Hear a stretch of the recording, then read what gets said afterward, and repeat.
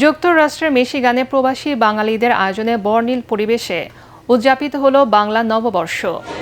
ইউএসপির উদ্যোগে ট্রয় সিটিতে অনুষ্ঠিত বৈশাখী উৎসবে যেন ফিরে এসেছিল গ্রামীণ বাংলাদেশের আবহ। মিশিগান থেকে এটিএন বাংলার প্রতিনিধি মাহফুজ আদনান জানান, রিকশা ও বেবি ট্যাক্সির ফটোবোট, খড়ের কুঁড়েঘর আর দেশীয় সাজে মুখর হয়ে ওঠে উৎসব প্রাঙ্গণ। মেলার আকর্ষণে ছিল পান্তা ইলিশ, পিঠাপুলি এবং দেশীয় পোশাক গহনার নানা স্টল। অনুষ্ঠানে প্রধান অতিথি ছিলেন Washington university of science and টেকনোলজির প্রতিষ্ঠাতা ও উপাচার্য আবু বকর হানিফ। বিশেষ অতিথি হিসেবে মিশিগান স্টেট সেনেটর স্টেফেনি চ্যাংসহ স্থানীয় প্রশাসনের প্রতিনিধিরা। সাংস্কৃতিক পরিবেশনায় সঙ্গীত শিল্পী বিন্দু কণা, নৃত্যশিল্পী মুহা সরকার দাস ও শিশুদের অংশগ্রহণে উৎসব প্রাণবন্ত হয়ে ওঠে।